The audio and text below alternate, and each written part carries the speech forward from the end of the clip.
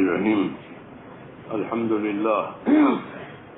لله نحمده ونستعينه ونستغفره ونؤمن به ونتوكل عليه ونعوذ بالله من شرور أنفسنا ومن سيئات أعمالنا.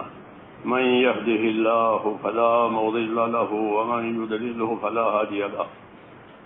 ونشهد أن لا إله إلا الله وحده لا شريك له ونشهد أن سيدنا ومولانا محمدا عبده ورسوله صلى الله تعالى عليه وعلى آله وصحبه وبارك وسلم تسليما كثيرا كثيرا. أما بعد فأعوذ بالله من الشيطان الرجيم. بسم الله الرحمن الرحيم. إن الذين قالوا ربنا الله ثم استقاموا تتنزل عليهم الملائكة ألا تخافوا ولا تحزنوا وابشروا بالجنة التي كنتم توعدون. نحن أولياؤكم في الحياة الدنيا وفي الآخرة ولكم فيها ما تشتهي أنفسكم ولكم فيها ما تدعون نزلا من غفور رحيم. ومن أحسن قولا ممن دعا إلى الله وعمل صالحا وقال إنني من المسلمين. صدق الله العظيم. بزرگوں اور پیارے بھائیوں، حدیث پاک میں یوں ہے کہ احرص علی ما ينفعك واستعن بالله ولا تعجل، کہ جو چیز تیرے نفع کی ہو اس کا تو حریص بن. جیسے دنیا میں آدمی مال کا حریص بنتا ہے، اس کی بات نہیں ہو رہی ہے، وہ تو سکھانی نہیں پڑتی، وہ تو ہر آدمی حریص ہے. یہاں بات ہو رہی ہے آخرت کی اور دین کی. دین کی بات کے لیے یہ رہبری ہو رہی ہے کہ احرص علی ما ينفعك، جو چیز تجھے نفع دینے والی ہے اس کا تو حریص بن، اس کا تو لالچی بن، اس کا تو شوقین بن، اور عاجز اور سست مت بن. ولا تعجز، تو سست مت بن بلکہ اس کا حریص بن، اس کے حاصل کرنے کی کوشش کر. یہ ہدایت ہے اللہ کے نبی صلی اللہ علیہ وسلم کی طرف سے کہ تیرے نفع کی چیز اس کا حریص بن. تو نفع کی چیزوں میں دو چیزیں ہیں، ایک دنیا کا اسباب ہے، وہ دنیا کے لحاظ سے ہے، اور ایک اعمال ہے، وہ آخرت کے لحاظ سے. ایک دنیا کے اسباب ہے. دنیا کے اسباب کو اللہ تعالیٰ نے دو وجہ سے پیدا کیا ہے، اور بھی وجہ اللہ جانتے ہیں. ایک تو اس وجہ سے کہ اس سے ہماری حاجتیں پوری ہوتی ہے، راحتیں ملتی ہے. دوسرا اس وجہ سے کہ اسباب سے حقوق ادا ہوتے ہیں، اسباب سے حقوق ادا ہوتے ہیں، ضرورتیں بھی پوری ہوتی ہیں، حقوق بھی ادا ہوتے ہیں. جی ہاں، اس لیے اللہ تعالیٰ نے اس کو پیدا کیا ہے، اور جیسے جیسے ضرورتیں بڑھتی جاتی ہے اسباب بھی بڑھتے چلے جاتے ہیں. جی ہاں، تو ایک اللہ تعالیٰ نے جو سلسلہ دوسرا کھولا ہے وہ اعمال کا کھولا ہے. اعمال، اللہ کے حکموں پر صحیح عمل کرنے سے جو بات پیدا ہو اس کا نام ہے عمل. سجدہ عمل ہے، رکوع عمل ہے، ذکر عمل ہے. اللہ کے حکم پر عمل کرنے سے جو چیز پیدا ہو، جو کیفیت، جو حرکت پیدا ہو، وہ عمل ہوتا ہے. تو دوسری چیز اللہ تعالیٰ نے جو پیدا کی ہے وہ عمل کو بنایا ہے. ہاں، اور اصل ذمہ داری وہ عمل کی ہی ہے، اور اصل کامیابی اور ناکامی کا دار و مدار بھی وہ عمل پر ہی ہے. کہ آدمی کی زندگی کامیابی کی طرف جائے گی، ناکامی کی طرف جائے گی، اس کا دار و مدار عمل پر ہے. جنت کے قابل بنے گا یا جہنم کے لائق بنے گا، یہ سب عمل کی وجہ سے ہے. اس لیے اللہ تعالیٰ نے نبیوں کے ذریعے سے عملوں کی لائن کھولی ہے. ہاں عملوں کی لائن کھولی ہے کہ اپنی ذات کا استعمال، اپنے مال اسباب کا استعمال کیسے ہو. یہ تعلیم ہوتی ہے اللہ کے نبیوں کی کہ ہماری ذات کا استعمال کیسے ہو، کیونکہ آدمی کی ذات استعمال ہوتی ہے، نفع میں بھی، نقصان میں بھی، گناہ میں بھی، معصیت میں بھی استعمال ہوتی ہے وہ. ہاں استعمال ہونے کے لیے ہی ہے، اسباب ہونے کی وجہ سے یہ استعمال ہوتی ہے. تو ہم کو یہ رہبری ہے کہ اپنے اسباب کو کہاں استعمال کرو گے. جی ہاں. اور پھر جب وہ صحیح استعمال ہو جائیں گے تو اس کے کیا اثرات پڑیں گے یہ سمجھایا گیا ہے کہ اپنی صلاحیتوں کو کہاں لگانا. اللہ تعالیٰ نے انسانوں میں صلاحیتیں رکھی ہے اور بہت زیادہ صلاحیتیں رکھی ہے، بہت زیادہ. حدیثوں میں ہے کہ الناس معادن کمعادن الذهب والفضة، کہ لوگ اپنی جگہ اتنے قیمتی ہیں جیسے سونے چاندی کی کانیں ہوتی. آدمی اپنی جگہ اتنا قیمتی ہے جیسے سونے چاندی کی کانیں ہوتی ہے. سونے کی کان میں سونا ہوتا ہے. جی ہاں. دانت اس کو نکالتے ہیں، صاف کرتے ہیں، یہ دنیا اس کا بھاؤ دیتی ہے، کیا سونے کا یہ بھاؤ ہے، چاندی کا یہ بھاؤ ہے. ایسے ہی انسانوں کی صلاحیتیں ہیں کہ اللہ تعالیٰ نے انسانوں میں بڑی بڑی صلاحیتیں رکھی. جی ہاں. حضرت عمر کے بارے میں سنتے ہیں کہ میرے پاس کوئی نبی ہوتا تو عمر ہوتا. ہاں صلاحیت ہے، صلاحیت ہے. ایک جماعت حضور کی خدمت میں حاضر ہوئی، اس سے بات چیت ہوئی تو وہ ایسا جواب دے رہے ہیں، حضور پوچھ رہے ہیں وہ جواب دے رہے ہیں. حالانکہ کسی ڈگری میں وہ نہیں تھے کہ وہ ڈگری لیے ہوئے ہوں، قدرتی.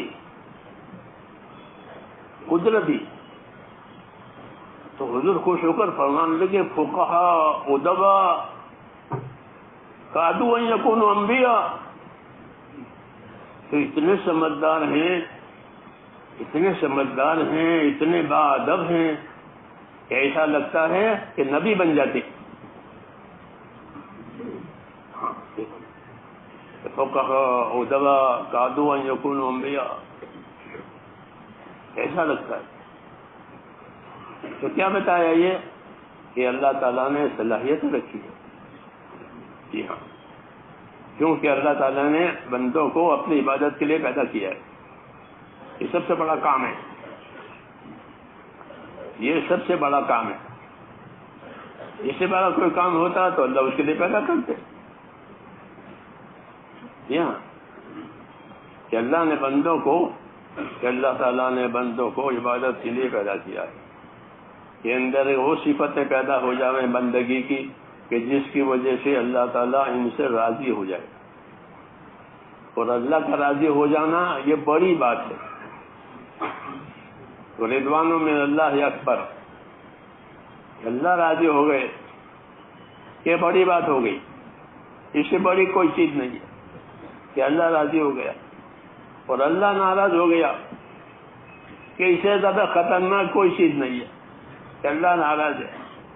عیسیٰ علیہ السلام سے کسی نے پوچھا کہ سب سے زیادہ خطرے کی بات، سب سے زیادہ ڈرنے کی بات کیا ہے؟ فرمایا اللہ کا ناراض ہونا. یہ سب سے زیادہ ڈرنے کی بات، سب سے زیادہ خطرے کی بات کہ اللہ ناراض ہے. تو آدمی ان دونوں باتوں کا ذمہ دار ہے کہ یا تو اللہ تعالیٰ کو راضی کرے گا یا اللہ کو ناراض کرے گا. کسی ایک لائن پر جائے گا. اس لیے دنیا کی زندگی میں اپنی صلاحیتوں کی حفاظت کرنے کا حکم ہے کہ اپنی صلاحیتوں کی حفاظت کرو. جو صلاحیتیں، جو خوبیاں اللہ تعالیٰ نے دی ہیں ان کی حفاظت کرو. حضرت عمر رضی اللہ تعالیٰ عنہ اللہ کے راستے میں جانے والوں سے خاص طور سے یہ فرماتے تھے کہ تم لوگ خیر کے کاموں کے عادی بنو. ٹھیک ہے کہ تم لوگ خیر کے کاموں کے عادی بنو. آدمی خیر کے کاموں کا عادی بن جائے گا تو خیر اس کے لیے آسان ہو جائے گی عادی بننے کی وجہ سے. اور عادی اس وقت بنے گا جب اس کو بار بار کرے گا. یہ بار بار کرو، فرماتے بار بار اللہ کے راستے میں نکلو، بار بار اللہ کے راستے میں نکلو. فرماتے کہ بار بار اللہ کے راستے میں نکلو اور اتنا نکلو کہ دنیا کی پیاری سے پیاری چیز تمہیں اپنی طرف کھینچ نہ سکے. یہ معیار، یہ معیار. ہاں، یہ بار بار نکلو کہ دنیا کی پیاری سے پیاری چیز تمہیں اپنی طرف کھینچ نہ سکے. کیونکہ خروج یہ کوئی بذات مخصوص چیز نہیں ہے. آدمی کتنے دن باہر رہے گا؟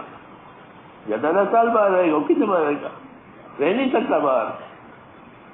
جی ہاں، محدود ہے.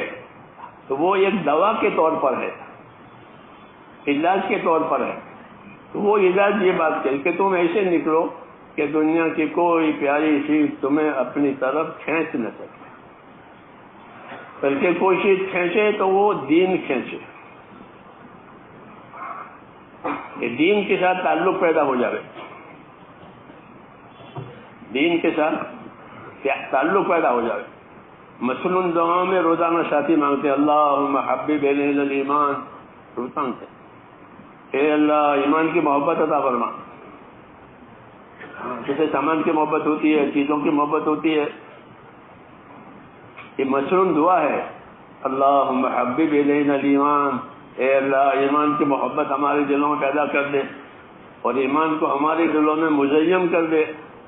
ہاں، زینت ترقی کا ذریعہ ہے. زینت جو ہے وہ ترقی کا ذریعہ ہے. اللہ نے دنیا کو زینت دی ہے تو دنیا روز روز ترقی کرتی ہے. کہ ایمان میں زینت دے دے تاکہ ایمان ترقی کرے. یہ سب سے بڑی ذمہ داری ہے ہماری یعنی اللہ کے بندوں کی کہ ہمارے ایمانوں میں طاقت پیدا ہو جائے، ہمارے ایمانوں میں قوت پیدا ہو جائے. کہ ایمان کی قوت سے کیا فائدہ ہوگا؟ کہ ایمان کی قوت سے یہ فائدہ ہوگا کہ حرام سے بچنے کی طاقت پیدا ہوگی. جب ایمان میں طاقت آئے گی تو آدمی حرام سے رک جائے گا، اور ایمان میں کمزوری ہوتی ہے تو حرام میں پھنس جائے گا. یہ بات ہے. اس لیے اس وقت تک چیزیں حرام نہیں ہوئی جب تک ایمان میں قوت نہیں آئی. ہاں، کیونکہ حرام کر دے اور حرام سے بچنے کی طاقت نہیں ہے. لوگ شراب پی کر نماز پڑھنے آتے تھے. جی ہاں، کیوں کہ شراب حرام نہیں ہوئی تھی، پیتے تھے تو کہا بھائی پی کر کے مت آؤ. یہ ہوگا لا تقربوا الصلاۃ وانتم سکارا. تم پر نشے کی کیفیت ہو تو نماز میں نہ آؤ. سمجھ کیسے پڑھو گے؟ یہ نہیں کہا شراب مت پیو، بلکہ کہا شراب پیو ہو تو نماز میں وہی مت آؤ. کیوں کہ ابھی بچنے کی طاقت نہیں پیدا ہوئی ہے. حکم آئے گا اور نہیں بچیں گے تو حکم توڑیں گے. یہاں ابھی تو حکم چھوٹ رہا ہے، اس بعد حکم توڑا بھی جائے گا. قانون کو توڑنا بہت سخت جرم ہے. کوئی چیز قانون بنے اسے توڑے تو وہ سخت ہے. اس لیے نہیں جا کر پی کر مت آؤ. کیوں کہ ابھی حرام سے بچنے کی طاقت پیدا نہیں ہوئی. ایسے ہی میرے دوستو یہی بات ہے کہ اللہ تعالیٰ نے ہم کو دین بھی دیا ہے اور دین کے تعلق سے کچھ کام دیے ہیں محنت کی، کہ اس محنت کا اثر یہ ہوگا کہ دین میں طاقت آئے گی. اور دین میں طاقت آئے گی تو دو چیزیں بڑی ہیں. ایک اللہ کے فرائض کا ادا ہونا اور ایک اللہ کے حرام سے بچنا. یہ دو چیزیں بڑی ہیں. ایک اللہ کے فرائض کا ادا ہونا اور ایک اللہ کے حرام سے بچنا. یہ مقابل کی چیزیں ہیں دونوں. کہ حرام اس سے بچنا فرض ہے اور جو فرض ہے اس کو چھوڑنا حرام ہے. جو فرض ہے اس کو چھوڑنا حرام ہے. نماز چھوڑنا حرام ہے. لوگ سوتے رہتے ہیں صبح، تو جانتے کہ صبح ہی صبح حرام کا گناہ ہو رہا ہے. ہاں، صبح ہی صبح حرام کا گناہ ہوا تو نماز چھوٹ گئی. تو فرائض کا چھوٹ جانا یہ حرام میں لے جائے گا. یہ طاقتیں پیدا کرنے کے لیے اللہ تعالیٰ نے ایمان کو رکھا ہے. اس کو ایمان کو، ایمان میں جب قوت آئے گی تو پھر حرام سے بچے گا اور اللہ کے فرائض کو ادا کرے گا. اللہ کے جو فرائض ہیں وہ اللہ کے حقوق کہلاتے ہیں. جو چیز اللہ نے فرض کی ہیں وہ کیا ہیں؟ وہ اللہ کے حقوق ہیں. کہ نماز اللہ کا حق ہے، کہ نماز کسی اور کے لیے نہیں پڑھی جائے گی، اللہ کے لیے پڑھی جائے گی. کسی اور کے لیے پڑھنا شرک ہے. ایسے ہی زکوٰۃ، ایسے ہی حج، جو فرائض ہیں وہ سارے کے سارے فرائض وہ اللہ کے حقوق کہلاتے. اس لیے اپنے اندر ایسی طاقت پیدا کرنا کہ جس کی وجہ سے فرائض ادا ہو جاوے. ایسا فرائض جیسے عبادات کے ہیں، دوسری چیزوں کے بھی فرائض ہیں. کہ ہاں، یہ وضو کے 4 فرض، پھر نماز کے فرائض. ایسے ہی میرے دوستوں لین دین کے، کھانے کمانے کے، ان تمام چیزوں کے اندر اللہ تعالیٰ کے فرائض ہیں کہ یہ کرو، یہ مت کرو. تو ایمان کی طاقت اس لیے پیدا کرنی ہے تاکہ اللہ کا کوئی فرض نہ چھوٹے. ہاں، کیونکہ وہ اللہ کا حق ہے. اور جو فرض چھوٹ گئے ہیں ان کو ادا کریں. بعض فرائض ایسے ہیں کہ وہ وقت پر بھی ادا ہوتے ہیں، وقت کے بعد بھی ادا ہوتے ہیں. جیسے نماز وقت پر ادا نہیں ہوئی تو کیا کریں کہ بغیر وقت کی قضا پڑھو. جیسے روزہ، ہاں، ان کا وقت مقرر کیا تھا، وہ وقت پر ادا نہیں ہوئی تو ان کی قضا بھی پڑھنا فرض ہے، جیسے ادا کرنا فرض ہے. یہ بھی اللہ کے حقوق میں سے ہے. جی ہاں، اللہ کے حقوق میں سے. تو ایمانی طاقت میرے دوستوں اس لیے پیدا کی جاتی ہے کہ اولاً اللہ تعالیٰ کا جو حق ہے وہ ادا ہو جائے. اللہ کا حق وہ ہے حق عبادت. حدیث صحیح میں ہے، حضور صلی اللہ علیہ وسلم نے فرمایا کہ معاذ، آپ کو معلوم ہے اللہ کا کیا حق ہے؟ کہ مجھے نہیں معلوم ہے. فرمایا اللہ کا حق یہ ہے کہ اسی کی عبادت کی جائے گی، اس کے ساتھ کسی کو شریک نہیں کیا جائے گا. تو عبادت اللہ پر ایمان کے ساتھ، اللہ پر ایمان کے ساتھ عبادت، یہ اللہ تعالیٰ کا حق ہے. اور بڑا حق ہے، بڑا حق ہے. بڑا حق ہے اس لیے کہ اسی کے لیے پیدا کیا ہے، اسی کے لیے پیدا کیا ہے. اگر اور کوئی بڑی چیز ہوتی تو اس کے لیے پیدا کرتے. اس لیے زندگی اللہ تعالیٰ کی عبادت والی بنانی یہ سب سے بڑا کام ہے. یہ سب سے بڑا کام کہ زندگی اللہ تعالیٰ کی عبادت والی بنے، بلکہ عبادت سے محبت ہو جاوے. کیا ہو جاوے؟ عبادت سے محبت ہو جاوے، عبادت سے تعلق ہو جاوے. جیسے حضور فرماتے میرے آنکھوں کی ٹھنڈک نماز میں ہے. آنکھوں کی ٹھنڈک محبت کی علامت ہے. بچوں کو دیکھ کر آنکھیں ٹھنڈی ہو جاتی ہے. جی ہاں، ہوتا ہی نہیں ہوتا، محبت کی بات ہے. تو یہ بھی ہے کہ اللہ تعالیٰ نے جو کام ہم کو دیا ہے اس کی تاثیرات میں سے یہ ہے کہ اللہ کی عبادت سے محبت ہو جاتی ہے. ہاں، اس اعتبار سے اپنے آپ کو دیکھنا چاہیے کہ ہمارے اندر عبادت کی عظمت، عبادت کی محبت کتنی پیدا ہوئی. یا ابھی بوجھ ہے، ہوتا ہے نہیں بوجھ. تو یہ دیکھنا ہے کہ عبادت کی محبت پیدا ہوئی یا عبادت ابھی بوجھ بن رہی ہے. ہاں، اس لیے میرے دوستو اگر عبادت بوجھ بن رہی ہے تو بوجھ ہونا اس کا صحیح ہے. کیوں صحیح ہے؟ کہ عبادت حق ہے، سچی چیز ہے. جو چیز حق ہوتی ہے، سچی چیز ہوتی ہے، وہ بوجھ ہوتی ہے. جو باطل ہوتی ہے اس کا بوجھ نہیں ہوتا. جو چیز باطل ہو بوگس ہو اس کا کوئی بوجھ نہیں ہوتا, وہ ہلکی ہوتی ہے. باطل ہلکا ہوتا ہے. صحابہ کے مواعظ میں لکھا ہوا ہے کہ باطل ہلکا ہوتا ہے اور حق بھاری ہوتا ہے, بھاری ہوتا ہے نفس پر. تو اس کا بھاری ہونا یہ اس سے حق ہونے کی علامت ہے کہ فجر کی نماز بھاری ہے, عشاء کی نماز بھاری ہے. منافقوں پر ہے نا حدیث میں کہ منافقوں پر فجر اور عشاء بھاری ہے. کیوں؟ ان میں ایمان نہیں ہے اور یہ آرام کا وقت ہے, کھانے پینے کا وقت ہے عشاء اور فجر. تو وہ ان پر بھاری ہے ایمان نہ ہونے کی وجہ سے. اور جیسے یہ بھاری ہیں تو فجر کا اور عشاء کا ثواب باقی نمازوں سے زیادہ ہے. کہ عشاء کی نماز جماعت سے پڑھی پھر فجر کی نماز جماعت سے پڑھی تو کیا ملے گا؟ بولو, کہ پوری رات عبادت میں کھڑا ہونے کا ثواب ملے گا. یہ بتایا گیا ہے کہ عشاء پڑھی پھر فجر پڑھی جماعت سے تو گویا پوری رات قیام کیا ہے عبادت میں. ہاں یہ بھاری ہے. تو جو چیز جتنی اپنے اندر حقانیت رکھتی ہے اتنی وہ چیز بھاری ہوتی ہے آدمی کے نفس پر. کہ نفس اسے بھاگتا ہے, جان بچاتا ہے.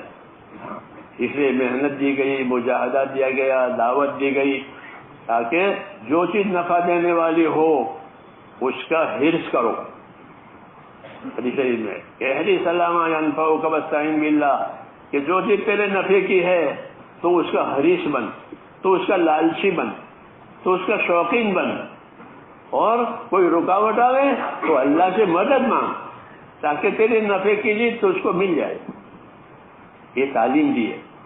ہاں ایمان کا یہی تقاضا ہے. جو ایمان اللہ تعالیٰ نے ہم کو دیا ہے اس کا یہی تقاضا ہے کہ جو چیز ہماری نفع کی ہے, ہماری آخرت کی ہے, اس کے ہم حریص بن جائیں. اس لیے میرے تو نبیوں کی محنت کا ایک اثر یہ ہوتا ہے, بھئی نبی والی محنت کہ اس کا اثر کیا ہوتا ہے کہ اس کا ایک اثر یہ ہوتا ہے کہ دنیا کی طرف سے رغبتیں کم ہو جاتی ہے. کیا ہو جاتی ہے کہ دنیا کی طرف سے رغبتیں کم ہو جاتی ہے. کہ نبیوں کی دعوت, نبیوں کی محنت, ان کی عبادت, ان کا طریقہ کار, کہ ان کی طریقہ کار کا ایک اثر یہ ہوتا ہے کہ دنیا کی رغبت کم ہو جاتی ہے اور آخرت کی رغبت کہ بڑھ جاتی ہے. یہ ہوتا ہے کہ اس کام کے کیا اثرات ہیں, کہ اس کام کے اثرات یہ ہیں کہ دنیا کی رغبت کم ہوگی, آخرت کی رغبت کہ بڑھ جائے گی. صحابہ کرام یہ کہا کرتے تھے کہ انما ہممنا الآخرہ ولیست ہممنا الدنیا, کہ ہمارے عزائم, ہمارے ارادے کس چیز کے ہیں کہ آخرت بنانے کے ہیں. کہ ہمارے ارادے, ہمارے عزائم, ہماری رغبتیں کہ وہ آخرت بنانے کی ہے. تو اس لحاظ سے اپنے آپ کو دیکھنا ہے کہ ہمارے اندر اس کام کے ذریعے سے آخرت کی رغبت بڑھ رہی ہے کہ نہیں بڑھ رہی ہے. ہاں آدمی علاج کرتا ہے تو پھر وہ اپنے آپ کو جانچواتا ہے کہ مجھے جانچو, وزن کم ہو گیا, گھٹ گیا, ہاں اس کی جانچ کراتے ہیں کہ ترقی پر ہے یا پھر بے اثر ہے. تو ایسے یہاں بھی ہے کہ بھائی اس کام کے ذریعے سے کیا ہوگا کہ اس کام کے ذریعے سے آخرت کی رغبت بڑھے گی. ہاں جب آخرت کی رغبت بڑھے گی تو آخرت کے اعمال زیادہ ہوں گے. یہ قاعدہ ہے کہ جب آخرت کی رغبت بڑھے گی تو کیا کریں گے کہ آخرت کے کام زیادہ کریں گے. ہاں ہر جگہ سے, ہر پہلو سے اپنی آخرت بنانے کو نکال لیں گے. یہاں سے میری آخرت بنے گی, یہاں سے میری آخرت بنے گی. ہاں کیوں کہ اللہ تعالیٰ نے آخرت بنانے کی دعوت دی ہے اور اس کے فضائل بتائے ہیں. کیا بتائے ہیں؟ اس کے فضائل بتائے ہیں کہ تم آخرت کا فلاں عمل کرو گے تو یہ ملے گا، فلاں عمل کرو گے تو یہ ملے گا. یہ کیوں؟ کہ ان سے آخرت کے عمل کرانے ہیں، خالی سنانا نہیں ہے، خالی پروگرام نہیں بنانے ہیں، بلکہ ان سے آخرت کے اعمال کرانے ہیں. اس لیے وہ حضرات فرماتے تھے کہ ہماری کیفیت یہ ہے کہ ہمامنا الآخرہ، کہ ہمارے عزائم، ہمارے ارادے کیا بن گئے؟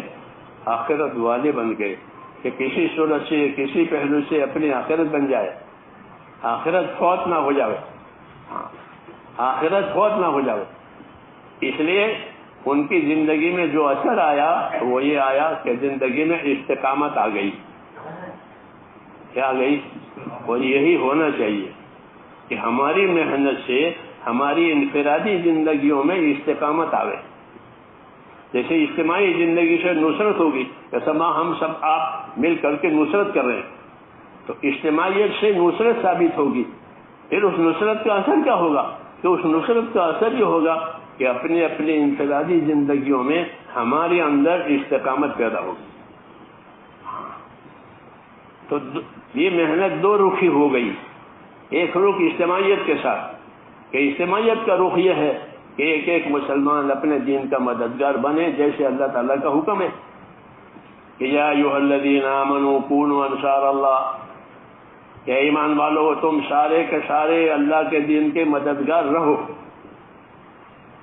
یہ حکم عام ہے کہ تم سارے کے سارے اللہ کے دین کے مددگار رہو، عام حکم. اور مددگار ہونے کا کیا مطلب ہے؟ مددگار ہونے کا کیا مطلب ہے؟ تو بات یہ ہے کہ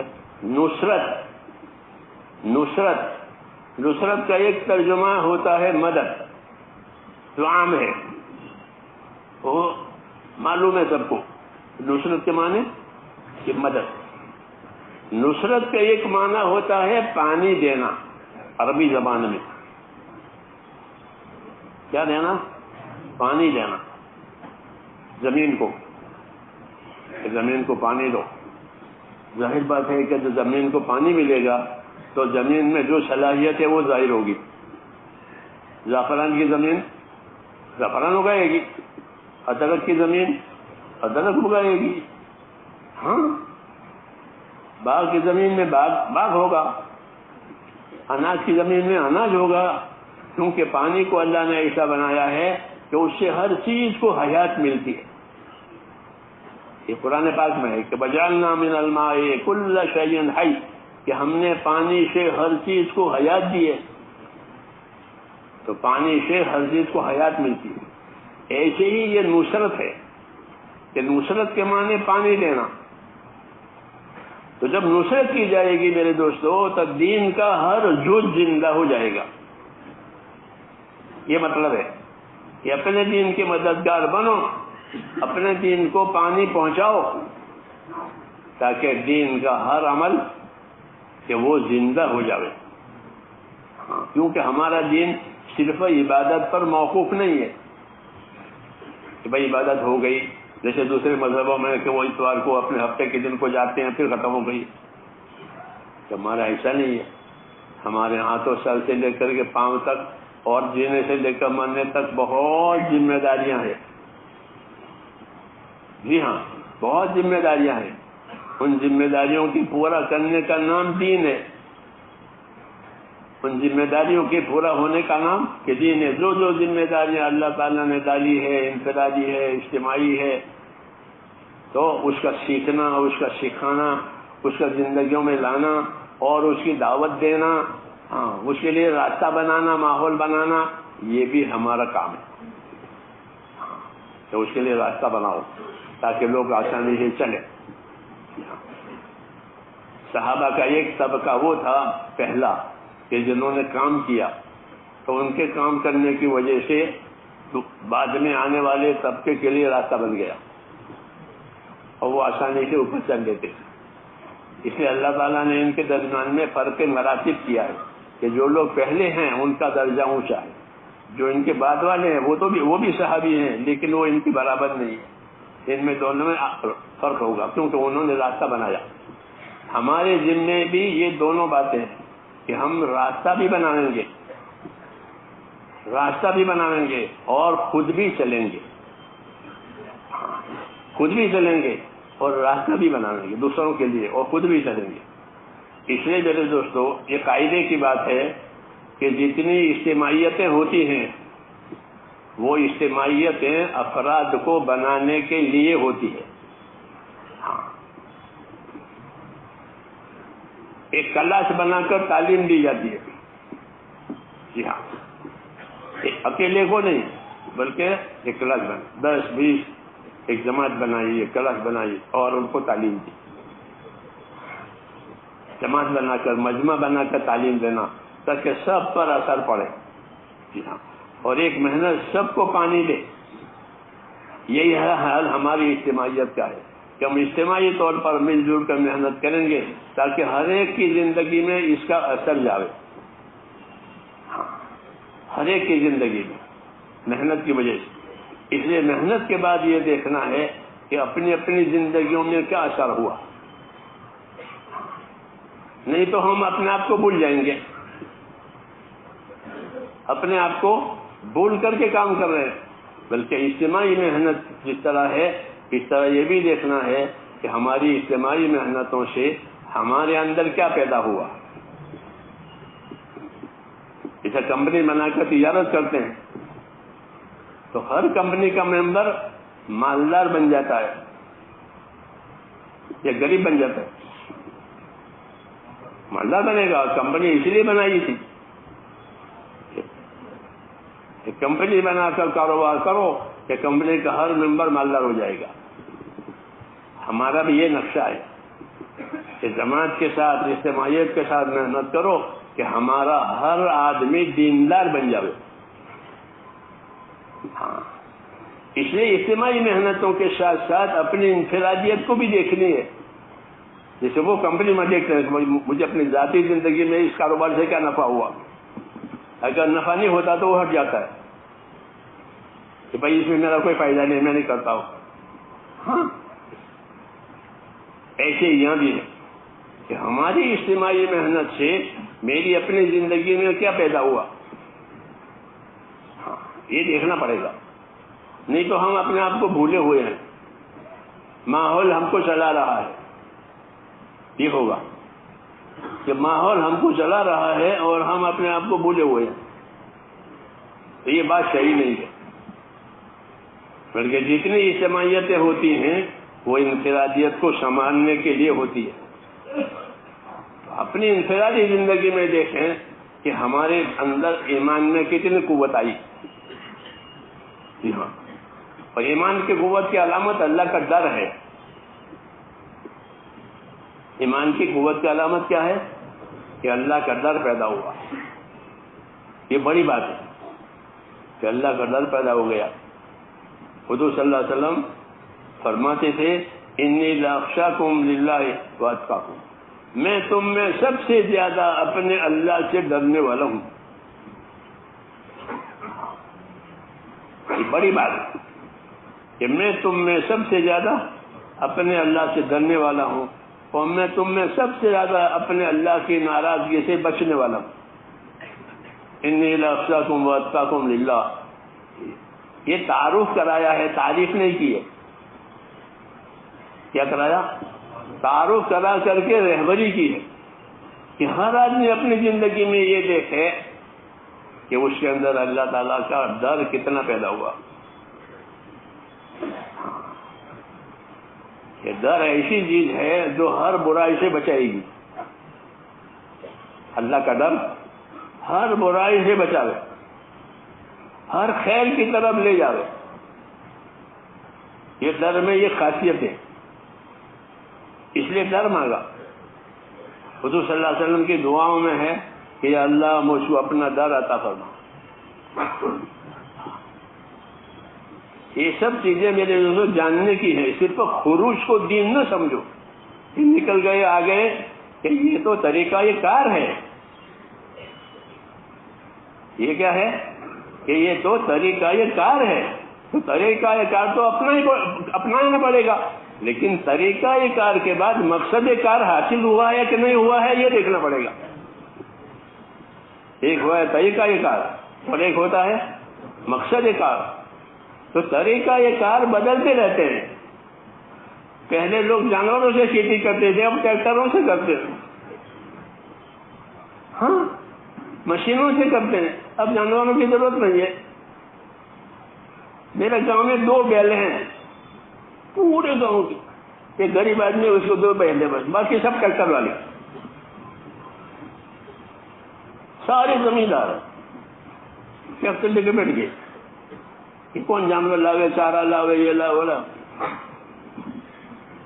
تو طریقہ کار بدلتا رہتا ہے، سمجھے نہیں؟ ہاں مقصد کار نہیں بدلتا، اس میں امتیاز کرنا ضروری ہے، نہیں تو طریقہ کار میں ہی الجھ جائیں گے۔ جی ہاں، سمجھ میں آئی بات؟ طریقہ تو بدلیں گے۔ ہم سے پہلے زمانے میں طریقہ کار یہ تھا کہ لوگ اللہ کے نیک بندوں کے پاس جاتے تھے، ان کی صحبتوں میں رہتے تھے، ان کی خدمتوں میں وقت گزارتے تھے، ان کی نگرانی میں زندگی گزارتے تھے، اور ان کے ہاں اصول تھا کم کھانا، کم سونا، کم بولنا، کم لوگوں سے اختلاط کرنا، اور اللہ کی طرف، اللہ کے ذکر کی طرف زیادہ سے زیادہ توجہ دینا۔ یہ طریقہ کار تھا۔ ہمارے ساتھی کتابیں پڑھتے ہی نہیں ہیں، اس لیے بصیرت نہیں پیدا ہوتی۔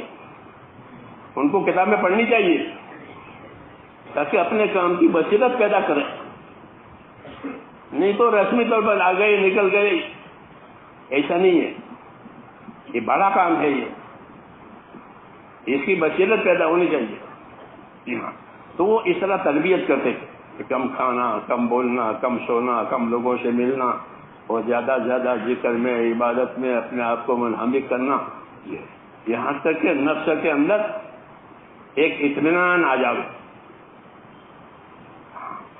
اطمینان کا مطلب یہ کہ خواہشات کی طرف سے نفس کا رجحان ہٹ کر کے حکم کی طرف آ جائے۔ اطمینان، اللہم انی اسألک نفسا بک مطمئنہ، جی ہاں، اطمینان والا نفس ہو جاؤ۔ یہ محنت کراتے ہیں، یہ بھی ایک طریقہ کار تھا، یہ بھی ایک طریقہ کار ہے۔ جی ہاں، اس کا بھی بڑا اثر ہے، اس کا بڑا اثر ہے اس کام کا۔ جی ہاں، اور بہت وزنی اثر ہے۔ مولانا اجازت صاحب فرماتے تھے کہ میں اس کام کو کار نبوت سمجھتا ہوں۔ کیا سمجھتا ہوں؟ کہ یہ کار نبوت ہے جو ہم کو اللہ تعالیٰ نے حضور صلی اللہ علیہ وسلم کی برکت دیا ہے۔ تو نبی کی 2 نظر ہوتی ہے، ایک نظر اللہ پر، ایک نظر امت پر۔ ایک نظر اللہ پر کہ جو کچھ ہوگا وہ اللہ سے ہوگا، اللہ ہی کرے گا۔ ہاں، کوئی کچھ بھی کہے کہ نہیں اللہ ہمارے ساتھ ہے، نہیں، حضور نے کہا اللہ ہمارے ساتھ ہے۔ جب ابو بکر نے کہا یا رسول اللہ کہ اللہ ہمارے ساتھ ہے، تو ان کی نگاہ کس پر ہوتی ہے؟ کہ اللہ پر ہوتی ہے۔ دوسرے درجے میں ان کی نظر اپنی امت پر ہوتی ہے، اس کام کے لیے وہ بھیجے گئے ہیں کہ امت کے اندر وہ چیز پیدا ہو جاوے کہ جس سے امت کا تعلق اللہ سے صحیح ہو جاوے۔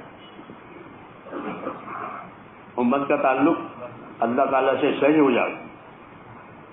جب امت کا تعلق اللہ تعالیٰ سے صحیح ہوگا تو نبی کا کام پورا ہو گیا، یہ ان کا کام ہوتا ہے۔ اس لیے نبی جو محنت کرتے ہیں وہ ایک تو یہ کرتے ہیں کہ اللہ سے صحیح تعلق پیدا ہو جائے، ہاں، صحیح تعلق پیدا ہو جائے، صحیح یقین پیدا ہو جائے، اور اللہ تعالیٰ کا ایسا خوف پیدا ہو جائے کہ وہ خوف ان کو ہر منع کی ہوئی چیز پر جانے نہ دے۔ یہ چیز اللہ نے منع کی ہے کہ ہم نہیں جائیں گے، ہاں، ایمان میں طاقت آئی کہ جتنی منع کی ہوئی چیزیں اب اس میں نہیں جائیں گے، اور جتنی چیزیں اللہ تعالیٰ نے لازم کی ہے کہ وہ فوت نہیں ہوگی، وہ فوت نہیں ہوگی، وہ ادا ہوگی۔ یہ ایمانی طاقت کی تاثیر ہے۔ اس لیے ہمارا پہلا نمبر لا الہ الا اللہ، اللہ کا تعلق، کہ اللہ کا تعلق ایسا پیدا کرو کہ جو تمہیں اللہ کے فرائض پر کھڑا کرے، اللہ کے حرام سے بچائے اور اللہ کے دین کے تقاضوں پر چلائے. یہ حق ہے. اس کا حق ہے کلمے کا. یہ کلمہ کہ اس کا حق یہ ہے کہ کلمے کے تعلق سے اپنے آپ کو ایسا استعمال کرو کہ اللہ کے فرائض ادا کراوے. اللہ کے فرائض میں یہی فرائض، نماز، روزہ، زکوٰۃ، حج، یہ فرائض ہے. یہی اسلام ہے. اسلام کی بنیاد اسی پر ہے. ہاں، کہ اللہ کے فرائض ادا ہو جائیں. نماز، زکوٰۃ، روزہ، حج، یہ عبادت کے لائن کے فرائض ہیں. اسلام میں عبادت ان 4 طریقوں سے ہوتی ہے، نماز سے، روزے سے، زکوٰۃ سے، حج سے. اور ان میں قرآن شریف کی تلاوت اور ذکر ہوتا ہے، وہ بھی عبادت میں ذکر. جی ہاں، یہ عبادت کے فرائض ہے.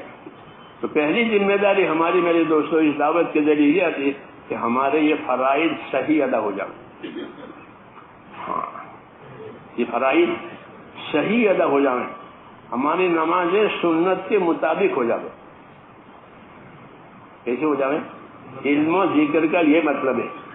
تو تیسرا نمبر ہے نا علم و ذکر، تو وہ کس کے لیے؟ گننے کے لیے. پہلا کلمہ، دوسرا نماز. یہ تو بچوں کی بات ہے، یہ گننے کے لیے نہیں ہے، بلکہ زندگی کو علم و ذکر پر لانا ایسا ہے جیسے ریل کو پٹڑی پر لانا. ہاں، ریل پٹڑی پر نہیں ہے تو دیر ہو جائے گی، دیر ہو جائے گی، نہیں چلے گی. ہاں، اور پٹری پر ہو تو پھر میلوں کا سفر گھنٹوں میں کرے گی. کیوں؟ وہ اپنی پٹری پر آ گئی. اس لیے علم و ذکر کا مطلب یہ ہے کہ ہماری زندگی کی گاڑی اس پر آوے. کس پر آوے؟ علم و ذکر پر آوے. ہاں، یہ بات بہت ضروری ہے. علم و ذکر کے بغیر دین نہیں ہے. امام غزالی فرماتے ہیں دین میں تو 2 ہی چیزیں ہیں، ایک ایمان ہے، ایک علم ہے. دین میں کیا ہے؟ ایک ایمان اور ایک علم. ایمان کے ذریعے سے اللہ کو پہچانو، پھر اللہ کو پہچانو تو پھر اللہ کے کیا کیا حقوق ہیں اس کو سیکھنے کے لیے علم سیکھو. پھر اللہ کیا کہنا چاہتے ہیں وہ علم ہے تو اس کو سیکھو. یہ 2 ہی چیزیں ہیں. تو علم و ذکر جو ہے وہ ہماری زندگی کی اصلی چیز ہے. کہ اللہ کا حق پہچاننے کے لیے بھی علم ہے، آپس کے حقوق پہچاننے کے لیے بھی علم ہے. کہ آپس کے کیا حقوق ہیں، کہ اللہ کا کیا حق ہے. کہ اللہ کا حق یہ ہے کہ اخلاص کے ساتھ اس کی عبادت کی جائے گی، یہ اللہ کا حق ہے. حضرت معاذ بن جبل نے فرمایا کہ اللہ کا حق یہ ہے کہ اخلاص کے ساتھ اس کی عبادت کی جائے گی، یہ اللہ تعالیٰ کا حق ہے. ہاں، اخلاص نہیں ہے تو کہ وہ عبادت کا حق ادا نہیں ہوا. اخلاص کے ساتھ اللہ کی عبادت، یہ اللہ تعالیٰ کا حق ہے. پھر اللہ تعالیٰ کی مخلوق کا حق ہے. مخلوق کا کیا حق ہے؟ کہ مخلوق میں کیسے رہنا ہے. اللہ کے ساتھ تو اخلاص کے ساتھ رہنا ہے، ایمان کے ساتھ رہنا ہے. مخلوق کے ساتھ کیسے رہنا ہے؟ مخلوق کے ساتھ کیسے رہنا ہے؟ کہ مخلوق کے ساتھ انصاف کے ساتھ رہنا. کس کے ساتھ؟ مخلوق کے ساتھ انصاف سے رہو. قرآن میں بار بار ہے یہ، کونوا قائمین بالقسط، کونوا قائمین بالقسط، بار بار ہے. انصاف کے ساتھ رہو، انصاف کے ساتھ رہو، انصاف کے ساتھ رہو. کسی قوم کی دشمنی تمہیں بے انصافی نہ دے جاوے، وہ دشمن ہے مگر تم اس کے ساتھ بھی انصاف کرو. یوں کہا کہ کسی قوم کی دشمنی تمہیں بے انصافی بنا لے جاوے. کیوں؟ کہ مخلوق کے حقوق ادا کرنے کے لیے انصاف شرط ہے. اور انصاف کا مطلب یہ ہے کہ جو چیز اپنے لیے پسند کرو گے وہی دوسروں کے لیے پسند کرو گے، اور جو چیز اپنے لیے نہیں پسند کرو گے وہ دوسروں کے لیے بھی نہیں پسند کرو گے. یہ کیفیت پیدا ہو گئی تو فانت مسلم، حدیث شریف میں ہے کہ پھر تو مسلم ہو گیا. کیا ہو گیا کہ تو مسلم ہو گیا. کہ جو اپنے لیے پسند کرتا ہے وہ دوسرے کی پسند ہے, جو اپنے لیے پسند کرتا ہے دوسرے کو پسند, پھر تو مسلم ہے. اسلام کا معیار یہ بتایا.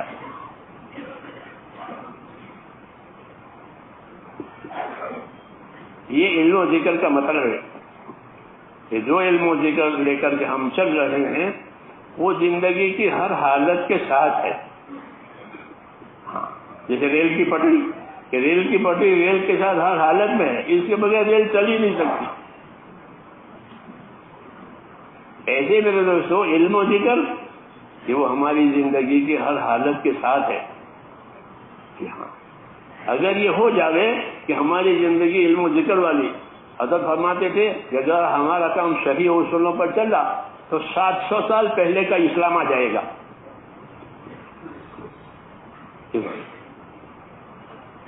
700 سال پہلے جو مسلمانوں کی زندگی تھی وہ آ جائے گی. ایسی بڑی بڑی امیدیں دلاتے تھے. بچے پھسلانے کی بات نہیں ہے. مولانا الیاس صاحب کے بارے میں یہ بات کہی جائے, جو بات وہ کہتے تھے وہ بالکل ایسی ہوتی تھی جیسے نبی کی ہوتی, بس نبی نہیں تھے بس. ہاں ایسا ان کے منہ سے کوئی بات نہیں. یہ میں نے ان پرانوں ساتھیوں سے کہ جو بات کہتے تھے وہ بالکل 2 4 کی طرح پکی. جی ہاں,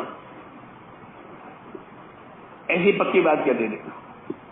جی ہاں, تو یہ فرماتے تھے کہ اگر یہ کام صحیح رخ پر چلا تو 700 سال پہلے کا اسلام آئے گا. 700 سال پہلے مسلمانوں کی جو زندگی تھی, ایمان والی, اعمال والی, اخلاق والی, اخلاص والی, وہ زندگی آئی. اتنی طاقت اس کام میں ہے. طاقت بتانی جیسے زمینوں میں طاقت ہے نا, ادرک اگاتی ہے, زعفران اگاتی ہے, ایسی طاقت ہے. ایسے ہی کہتے ہیں اس محنت میں یہ طاقت ہے. ہاں, اس لیے میرے دوستو اس کو اس بات سے بچانا ہے کہ یہ رواج نہ بنے. کیا نہ بنے؟ ایک رواج بن گیا, ایک پروگرام بن گیا, یہ حجاب ہو جائے گا. ہاں, کوئی چیز رواج بنی, کوئی چیز پروگرام بنی تو وہ حجاب ہو جاتی ہے حقیقت تک پہنچنے میں. ہاں ہاں, یہی بات ہے کہ وہ حجاب بن گئی کہ یہ کر لیا ہو گیا. ایسا نہیں ہے, بلکہ اپنے کام کو, دین کے اس کام کو ایک تو علم و ذکر کی روشنی میں کرنا ہے. کیا کرنا ہے کہ اس کے بارے میں کیا علم دیا گیا ہے, اور جو علم دیا گیا اس سے عمل کرنے کا کیا طریقہ دیا گیا ہے. جی ہاں, آدمی کی حالت ہوتی ہے نہیں, آدمی راحت میں بھی ہوتا ہے, مصیبت میں بھی ہوتا ہے, معصیت میں بھی ہوتا ہے, اطاعت میں بھی ہوتا ہے. یہ 4 حالتیں ہوتی ہیں آدمی کی. 4 حالتیں ہوتی ہیں. راحت میں ہوگا یا مصیبت میں ہوگا, اطاعت میں ہوگا, تابعداری میں ہوگا, یا گنہگاری میں ہوگا. 4 حالتوں سے کوئی حالت خالی نہیں ہوتی. علم و ذکر کا مطلب یہ ہے کہ ان حالتوں میں علم و ذکر کیا روشنی دیتا ہے. کہ میں راحت میں ہوں تو راحت کا کیا دین ہے؟ کھانا پینا, آرام کرنا. یہ نہیں, نبیوں کی سنت راحت میں یہ ہوتی ہے کہ جب ان کو راحت ملتی ہے, رکاوٹ ہٹنے ملتی ہے, وہ اپنا کام زیادہ کرتے ہیں. یہ نبیوں کی سنت ہے. راحت ہو گئی, رکاوٹ ختم ہو گئی, تو اب کیا کرنا؟ اپنا کام زیادہ کرنا, کہ اب تو راحت ہے. حضور صلی اللہ علیہ وسلم مکہ فتح ہونے کے بعد عبادت بہت کرتے تھے. یہ جو پامپ ورم آنے والی باتیں نا, وہ اس وقت میں کہ مکہ فتح ہو گیا, دشمنیاں ختم ہو گئی, رکاوٹیں ختم ہو گئی, لوگوں کا رجوع ہو گیا, تو کیا کرنا چاہیے؟ ہمیں بھی یہ سب لوگ رجوع کر رہے ہیں, بولو تو اپنی عبادت بڑھاؤ, یہ دعوت ہے. اگر ہماری عبادت بڑھتی ہے لوگوں کے رجوع ہونے کی وجہ سے, تو ہم سنت پر ہیں, نہیں تو رواج پر ہیں. کہ بڑے بڑے جلسے کرو، بڑے بڑے اجتماع کرو. نہیں، سنت پیغمبر یہ ہے کہ جب اللہ کے بندوں کا رجوع ہو تو رجوع کرانے والوں کا اللہ کی طرف رجوع زیادہ ہو. یہ سنت ہے. ہمارا کام سنت پر ہی چلے گا. کس پہ چلے گا؟ ہاں، کہ سنت کی نوعیت ایسی ہے جیسے نوح علیہ السلام کی کشتی. یہ علماء نے لکھا ہے. کشتی میں سوار ہو گیا تو بچ گیا، تو کشتی میں نہیں سوار ہوا تو ڈوب گیا. تو جو چیز سنتوں میں آئی، جو زندگی سنت پر آ گئی کہ وہ بچ گئی، گمراہی سے، ہلاکت سے، فتنے سے اس کا بچاؤ ہو گیا. یہی راستہ ہے اور کوئی راستہ نہیں ہے بچنے کا. سمجھے نہیں؟ ہاں، جیسے اللہ ایک ہے اسی کی عبادت کی جائے گی. رسول ہمارا ایک ہی ہے، باقیوں پر ہمارا ایمان ہے. اتباع ان کا ہے، اتباع ان کا، ہم ان کا اتباع کریں گے. ایمان سب پر لائیں گے، اتباع ان کا کریں گے. تو ان کے اتباع میں نجات ہے. یہ کرنے کا مطلب ہوا. اس لیے زندگیوں کو اس محنت کی اثرات سے و برکات سے اپنی زندگیوں کو اتباع پر لانا ہے. کیا کرنا ہے؟ اتباع پر لانا ہے کہ ہماری زندگیوں میں اتباع ہے. اتباع کے بغیر دین نہیں ہے، یاد رکھو. اتباع کے بغیر دین نہیں ہے. اتباع دو چیزوں کا ہوتا ہے، یا اتباع ہوا کا یا اتباع خدا کا. یا اتباع ہوا کا یا اپنی خواہشات کا. یا تو انسان اپنی خواہش کی اتباع کرے گا، یا خواہشات سے بچائے گئے تو حق کی اتباع کرے گا. ہاں، حضور صلی اللہ علیہ وسلم حق اور ہدایت کے ساتھ بھیجے گئے ہیں. کس کے ساتھ؟ هو الذي ارسل رسوله بالهدى ودين الحق. کہ اللہ وہ پروردگار ہے جس نے اپنے رسول کو بھیجا ہے. کس کے ساتھ؟ کہ بالهدى ودين الحق. ہدا و دین الحق کا مطلب یہ ہے کہ صحیح عقائد کی تعلیم دینے کے لیے اور صحیح اعمال کی تعلیم دینے کے لیے بھیجا ہے. یہ مطلب ہے اس کا. هو الذي ارسل رسوله بالهدى ودين الحق. کہ اللہ نے اپنے نبی کو ہدا اور حق کے ساتھ بھیجا، یعنی صحیح عقائد کے ساتھ بھیجا کہ اللہ کو کیسا ماننا، رسول کو کیسا ماننا، آخرت کو کیسا ماننا، قبر قیامت کو کیسا ماننا. یہ عقائد کہلاتے ہیں جو غیب میں ہے، ہمارے سامنے نہیں ہے. ان کو کیسے ماننا، وہ عقائد کہلاتے ہیں. اور پھر ان کو مان کر اپنی جان مان کو کیسے استعمال کرنا، ان کو عمل کہتے ہیں. کیا کہتے ہیں؟ ان کو عمل کہتے ہیں. تو اللہ نے اپنے رسول کو اس لیے بھیجا ہے. هو الذي ارسل رسوله بالهدى ودين الحق. کہ اللہ نے اپنے نبی کو صحیح عقائد کی تعلیم دینے کے لیے، صحیح اعمال کی تعلیم دینے کے لیے بھیجا ہے. اسے نبی کی اتباع کے بغیر یہ دونوں چیزیں حاصل نہیں ہوگی. اس لیے ہر دعوت کا، ہر تعلیم کا یہی مقصد ہے کہ زندگی میں اتباع آ جائے. کیا آ جائے؟ اتباع آ جائے. کہ ہم کو ہمارے نبی نے یہ راستہ دکھایا ہے، ہم کو نبی نے اس راستے سے بچایا ہے. وہ یہی تقاضا علم و ذکر کا ہے.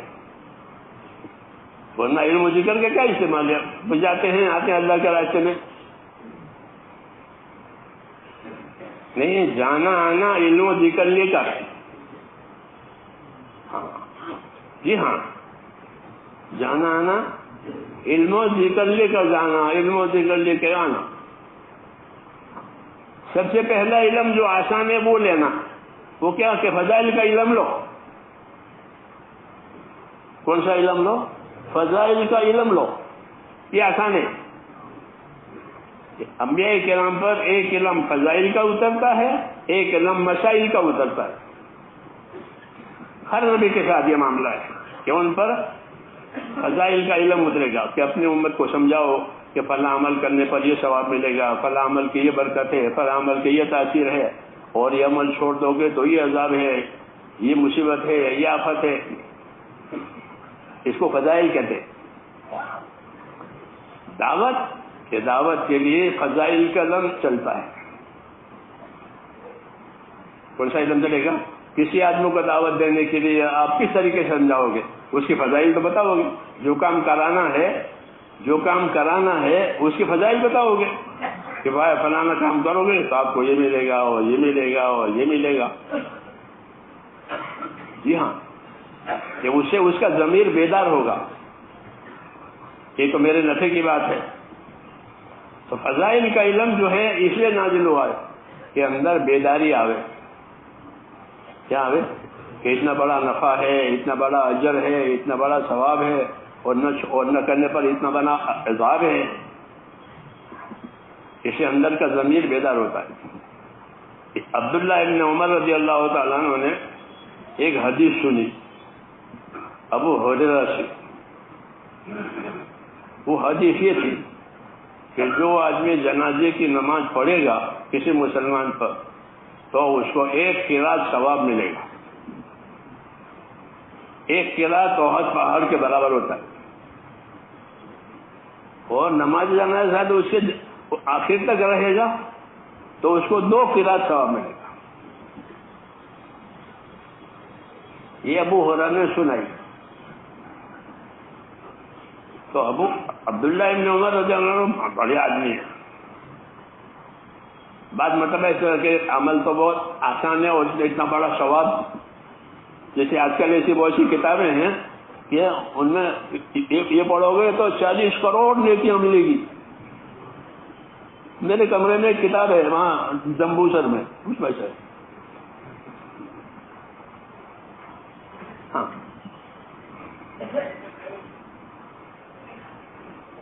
تو اس لیے ان کو تردد ہوا کہ جنازہ کوئی مشکل کام تو ہے ہی نہیں. دفن میں رہنا کوئی مشکل اس پر اتنا بڑا ثواب.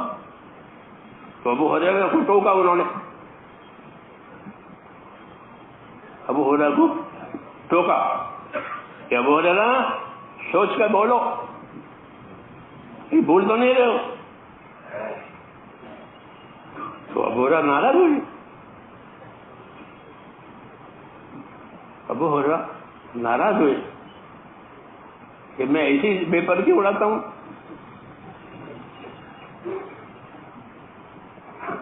تو ابو ہریرہ حدیثوں کا بہت بڑا حافظ ہے، امت میں ایسا کوئی نہیں ہے. جی ہاں ایسا حافظ ہے. تو ناراض ہوئے کہ حدیث میں 1 قرات اور 2 قرات کی. تو ناراض ہو کر سیدھے گئے حضرت عائشہ کے پاس رضی اللہ عنہ. اللہ تعالیٰ ان کو عزت کہتے ہیں. پوچھا ام المومنین وہ جنازے کی قرات والی حدیث کیسی ہے؟ تو عائشہ رضی اللہ عنہ وہی بتائی جو ابو ہریرہ نے بتائی. ابن عمر نے دیکھ لیا. بات یہ تھی کہ کہا ان سے کہ آپ لوگ تو کاروباری ہو، آپ کی تو کاروبار ہے، بیوی بچے ہیں. ابو ہریرہ کا کچھ نہیں ہے. میں تو پڑھا رہتا ہوں تو حضور صلی اللہ علیہ وسلم کے پاس جو وحی آتی تھی اس کو یاد رکھتا تھا، جو کلام ہوتا تھا حدیث کا وہ یاد رکھتا تھا. میرا تو یہی کام تھا.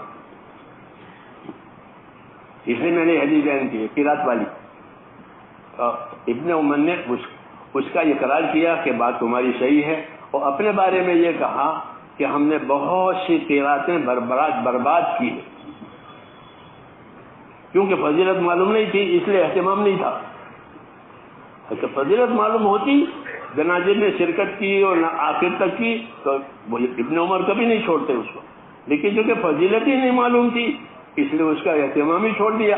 تو فرمایا ہم نے تو بہت قراتیں ضائع کی ہیں. یہ بات ہمارے سبق کی ہے کہ ہم کو اگر فضائل نہیں معلوم ہوں گے تو ہم بہت سی نیکیاں کھوئیں گے اس آڑ میں کہ ہم تو ہیں. اس کو قناعت کہتے ہیں کہ اپنے ہونے کو قناعت کر لیا کہ ٹھیک ہے ہم تو ہیں جماعت میں. ایسا نہیں ہے. اللہ کے ہاں ذرے ذرے کا حساب ہے. جی ہاں ہونا کافی نہیں ہے، کرنا ضروری ہے۔ حضرت فرماتے تھے کہ ہمارے دین میں ہونا کافی نہیں ہے، کرنا ضروری ہے۔ کہ ہونا تو دنیا کے کاموں میں ہے، ہونا دنیا کے کاموں میں ہے، جی ہاں، تو دین کے کاموں میں، تو دین کے کاموں میں ہونا کافی نہیں ہے، کرنا ضروری ہے۔ سمجھ میں آئی نا بات؟ کہ ہو رہا ہے کہ نہیں ہو رہا ہے کافی نہیں ہے، کر رہے ہو کہ نہیں کر رہے ہو یہ دیکھو۔ جیسے بھائی تمہارا آٹا پیسنے کی چکی ہے کہ ہے کہ کافی ہے، لوگ پسوائیں گے۔ پوسٹ آفس ہے کہ ہے، ہر ایک کے گھر میں پوسٹ آفس، ہر ایک کے گھر میں چکی ہونا ضروری نہیں ہے۔ تو کہا دنیا کے بارے میں ہونا کافی ہے کہ آٹا پیسنے کی چکی بھی ہے، لوگ آٹا پسوا رہے ہیں اور اپنا کام کر رہے ہیں، کہ دنیا کے کاموں میں ہونا کافی، اور دین کے کاموں میں کہ دین کا میں ہونا کافی نہیں ہے، کرنا ضروری ہے۔ سمجھ میں آئی نہیں بات؟ ہاں، تو ہم تو ہیں یہ ہونا ہوا کہ نہیں کرنا ضروری ہے۔ اس لیے میرے دوستو عمل کا ایک رخ یہ ہے کہ عزیمت پر عمل کریں۔ کس پر عمل کریں؟ عزیمت پر عمل کریں، ہاں، کہ اللہ کو یہ پسند ہے۔ اور ایک ہی رخصت پر عمل کریں، رخصت پر عمل کریں، ہاں، تو رخصت پر عمل کرنے سے ذمہ داری تو پوری ہو جائے گی، لیکن اس کا اجر و انعام ہلکا ہوگا۔ کیا ہوگا؟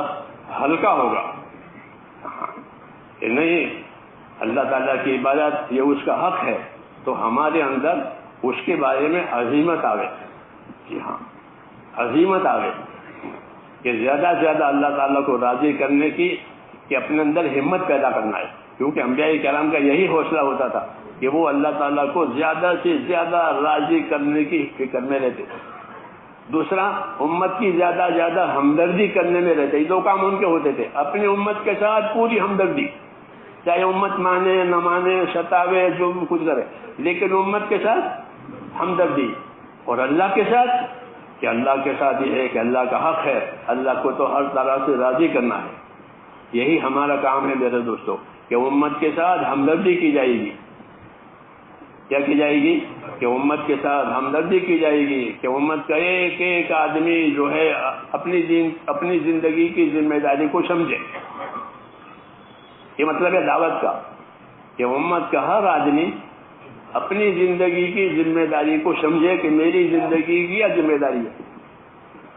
کہ ذمہ داریوں کے پورا ہونے سے دین بنے گا، ذمہ داری پوری نہیں ہوگی تو دین کیسے بنے گا؟ اس لیے اپنی زندگی کی ذمہ داریوں کو سمجھنا ہے۔ اس میں سب سے پہلے اللہ تعالیٰ کے فرائض ہیں۔ کیا ہیں؟ کہ جو چیزیں اللہ تعالیٰ نے ہم پر فرض کی ہے وہ پوری ادا ہو جائے۔ مثلا نماز ہے کہ نماز پوری ہو، صحیح ادا ہو، کوئی نماز اپنے اوپر باقی نہ رہے، کوئی نماز اپنے اوپر باقی نہ رہے، کہ میں بالغ ہونے کے بعد سے اب تک میرے ذمے کوئی نماز نہیں ہے، ایسے بنے۔ یہ ضروری ہے، چاہے کوئی اس مسئلے کو سمجھے نہ سمجھے، کیونکہ بہت سے ساتھی ایسے ہیں کہ انہوں نے پہلے نمازیں نہیں پڑھی ہے اور اب جماعت میں آ گئے ماشاءاللہ، اب پڑھ رہے ہیں، تو باقی نمازیں ان کے ذمے ہیں، وہ معاف نہیں ہوگی تبلیغ میں پھرنے سے۔ ہاں، تبلیغ میں پھرنے سے وہ معاف نہیں ہوگی، وہ اس کی ادائیگی ضروری ہے۔ مولانا یوسف رحمۃ اللہ علیہ روانگی میں قضا نمازوں کی بھی رہبری کرتے تھے۔ پتہ نہیں آپ لوگ کرتے ہو نہیں کرتے، میں نہیں جانتا، آپ تو روانگی ہمارے ذمہ آتی بھی نہیں، اور کہتے ہیں ہاں، حضرت فرماتے قضا نمازیں پڑھو جو تمہاری چھٹی ہوئی ہے۔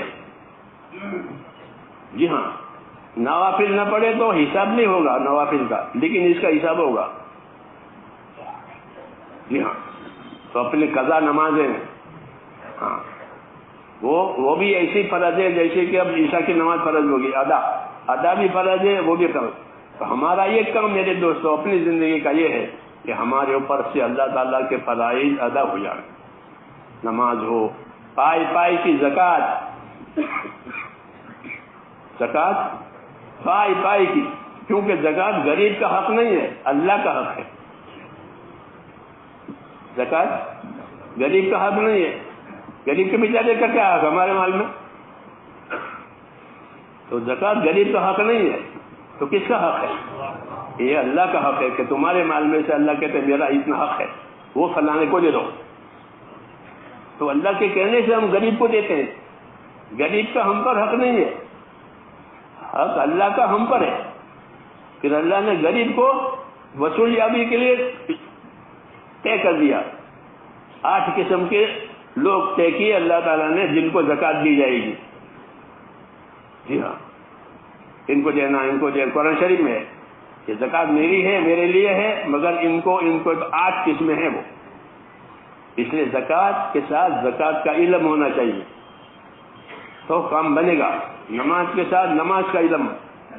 جی ہاں, قضا اور ادا ایسے زکات. یہ نہیں سمجھنا کہ اللہ کے راستے میں جاتے ہیں اور وقت لگتا ہے, مال لگتا ہے, اللہ ضرور قبول فرمائے گا انشاءاللہ, لیکن یہ باقی رہے گا, یہ حق باقی رہے گا, یہ فرائض میں سے.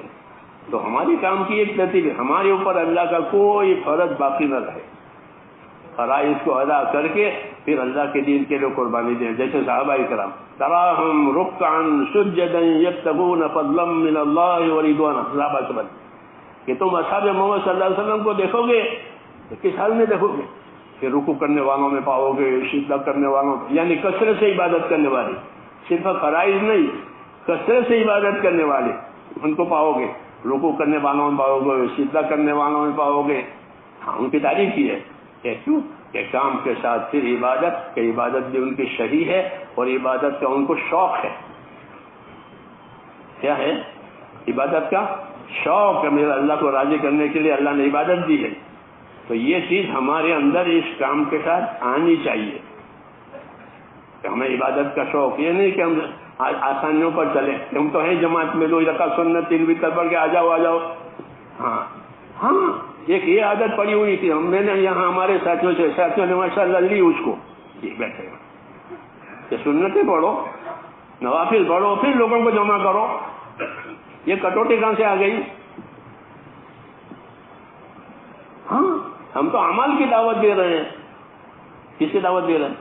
کیونکہ سب مسلمان ہیں. تو دعوت کس کی ہوئی؟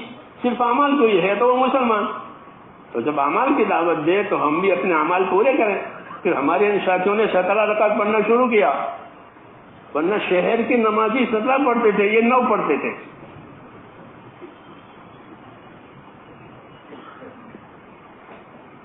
شہر کے نمازی والے جو جماعتوں میں تعلق ان کا نہیں, وہ 17 عیسیٰ کے پڑھتے تھے. پھر ہمارے ساتھیوں نے الحمدللہ یہاں اس کو لیا کہ عیسیٰ کی 17 پڑھیں گے, پھر حیات صحابہ سنیں گے. ورنہ حیات صحابہ سننے کا کیا مطلب؟ نماز چھوڑ کر حیات صحابہ سنیں.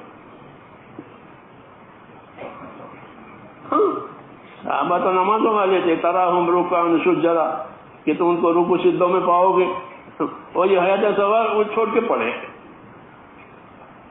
تو یہ باتیں میرے دونوں قابل اصلاح کہلاتی ہے. یہ کوئی رد میں وہ نقد نہیں کرتا, بلکہ قابل اصلاح چیزیں ہیں یہ ہماری زندگی میں, ہمارے کام میں. جی ہاں, اصلاح ہوئی. دیکھو نماز کی اصلاح ہوئی ہے. کیسے؟ نماز میں پہلے سلام کرنا جائز تھا, بولنا جائز تھا. لوگ آتے تھے حضور کو سلام کرتے تھے, حضور نماز میں ہوتے. پھر اصلاح ہوئی کہ اب کوئی بات نہ کرے, قوموا للہ قانتین, اللہ کے سامنے عبادت گزار بن کر کھڑے رہو, اب مت بولو. تو نماز کی اصلاح ہو گئی.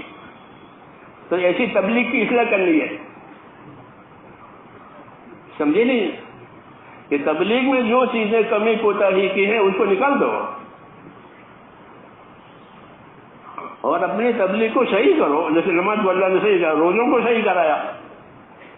شہری کے حکام بدلتے رہے دھیرے دھیرے, پھر اب حالت آخر میں آئی, اس طرح کی شہری, اس طرح کا روزہ بند کرنا, یہ اصلاح ہوتی رہی. جی ہاں, تو ایسے ہی تبلیغ میں بھی کہ تبلیغ کی بھی اصلاح کرو. کہ جو لوگ پہلے سے کمزوریوں کا پڑ گیا ہے وہ ختم کرو. اب استقبال کا دور ہے. اب کیا ہے؟ استقبال کا دور ہے. پہلے 50 سال پہلے یہ ہوتا تھا کہ ایک آدمی کو تو یہاں کھڑا کرتے تھے, ایک آدمی کو وہاں کھڑا کر دیتے. بالکل یہ بالکل ایسی نہیں، فرضی بات نہیں ہے، بالکل جو یہاں کھڑا ہے وہ بھائی آ جاؤ، بھائی آ جاؤ، اور جو وہاں کھڑا ہوتا تھا بھائی رک جاؤ، بھائی رک جاؤ، وہ روکنے کے لیے دروازے پہ کھڑا ہوتا تھا، یہ بٹھانے کے لیے ہوتا، ایسے دو آدمی لکھا۔ ہاں اب اللہ کا شکر ہے ماشاءاللہ، اللہ کے اتنے مہمان آتے ہیں کہ ان کی جو جگہ کی فکر ہو جاتی ہے کہ ان کو کہاں جگہ دیں گے، ان کی مہمانی کیسے کریں گے۔ یہ بڑا انعام ہے اللہ کا، یہ رجوع ہو گیا۔ تو جب رجوع ہو جاوے تو کیا کرنا چاہیے کہ رجوع ہو جاوے تو اللہ کا کام زیادہ کرنا چاہیے، ہماری عبادتیں زیادہ ہو جاوے، فرائض بھی، نوافل بھی، نمازوں میں، زکاتوں میں، روزوں میں، ذکر میں، تلاوت میں ہماری عبادتیں زیادہ ہو جانی چاہیے۔ جی ہاں، یہ کمی ہے کہ پروگراموں پر گزارا کر رہے ہیں، پروگراموں پر گزارا ہو رہا ہے، یہ پروگرام ہے، یہ پروگرام ہے، تو ٹھیک ہے، پروگرام تو طریقہ کار ہے، طریقہ کار مقصد کار کے لیے ہوتا ہے، طریقہ کار مقصد کار کے لیے ہوتا ہے۔ یہ قاعدہ ہے کہ جو بھی طریقہ کار ہوگا وہ مقصد کار کے لیے ہوگا۔ مثلا دواؤں کے علاج وغیرہ یہ طریقہ کار ہے، اور اصل مقصد تندرستی ہے، صحت بدن ہے، تو ساری کارروائیاں بدن کی تندرستی کے لیے کی جائے گی، انجیکشن لو، آپریشن لو، جو بھی لو، یہ تو طریقہ کار ہے، اصل تو تندرستی ہے۔ ایسے ہی میں دوستو طریقہ کار بدلتے رہیں گے، لیکن اصل مقصد تو ہماری زندگی میں رسول اللہ صلی اللہ علیہ وسلم کا اتباع جائے۔ کیا آپ نے کیسی زندگی گزاری ہے؟ آپ نے کیسی زندگی گزاری ہے؟ دعوت میں، عبادت میں، لین دین میں، رہن سہن میں، سب میں۔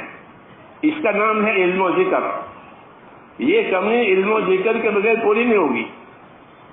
جب ہمارے پاس علم نہیں ہوگا تو کیسے کریں گے؟ اس لیے اس کام کے ذریعے سے علم و ذکر کو حرکت دی گئی ہے۔ کیا دی گئی ہے؟ کہ اب کتابوں سے تو پڑھو گے نہیں، وہ دور تو چلا گیا، تو اب کی صحبت سے سیکھو، اسے ایک دوسرے کی صحبت سے علم لو، ایک دوسرے کی صحبت سے سیکھو، ایک دوسرے سے پوچھو، عالموں سے پوچھو، جیسے وکیلوں سے پوچھتے ہیں، ڈاکٹروں سے پوچھتے ہیں، بلڈروں سے پوچھتے ہیں، پوچھیں گے لوگ پوچھیں نہیں پوچھیں، مکان بنانا ہے تو کس کے پاس جائیں گے؟ بلڈر کے پاس جائیں گے، کوئی سرکاری بات کام ہے وکیل کے پاس جائیں گے۔